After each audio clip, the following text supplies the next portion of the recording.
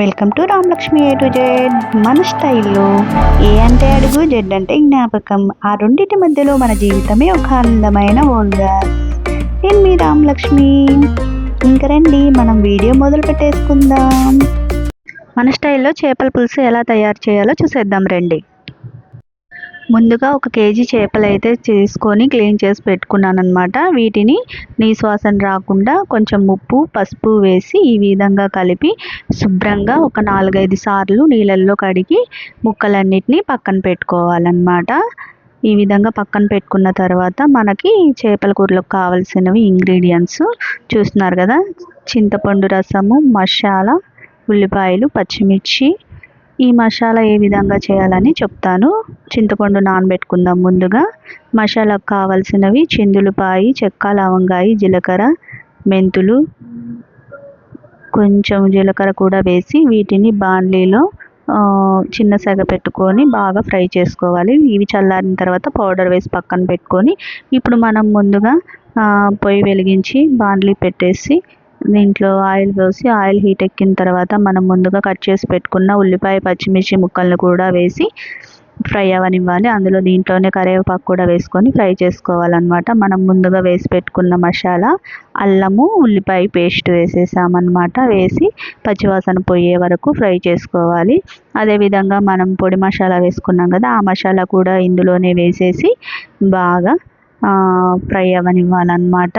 ఈ విధంగా కలిపేసి ఇప్పుడు దీంట్లోనే మన రుచికి తగినంత ఉప్పు పసుపు కూడా వేసి అన్నీ ఒకసారి కలిపేసి కొంచెంసేపు ఫ్రై చేసుకుంటే సరిపోతుంది. ఈ విధంగా ఫ్రై అయిన తర్వాత దీంట్లోనే మనకి రుచికి తగ్గ కారం కూడా వేసేసి నేనైతే 2 స్పూన్లు వేసాను. మీరు కూడా చూసి వేసుకోండి. ఇదైతే పర్ఫెక్ట్గా సరిపోతుంది ఈ కూరకి. ఈ కారం వేసి అంతా కలిపేసి కొంతసేపు ఉన్న తర్వాత ఇప్పుడు మనం ముందుగా శుభ్రం చేసుకున్న చేప ముక్కల్ని కూడా ఇందులో వేసేసుకోవాలన్నమాట.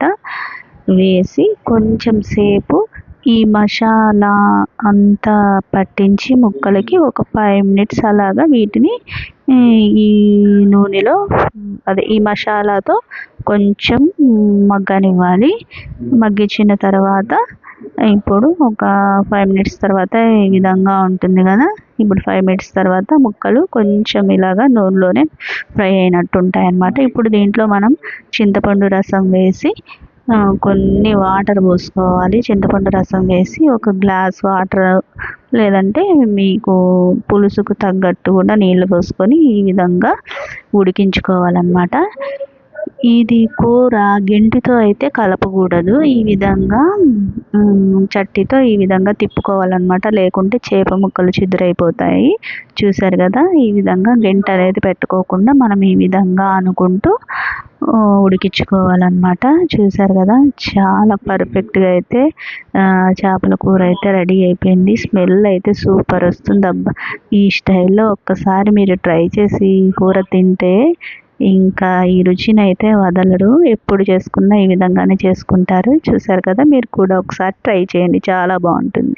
ఇవాళ మన వీడియో ఇక్కడితో ముగిసింది, కానీ మన ప్రయాణం ఇక్కడితో ఆగదు. ఇలాంటి మరెన్నో రుచులు, సరదాలు, అందమైన జ్ఞాపకాలతో మళ్ళీ కలుద్దాం.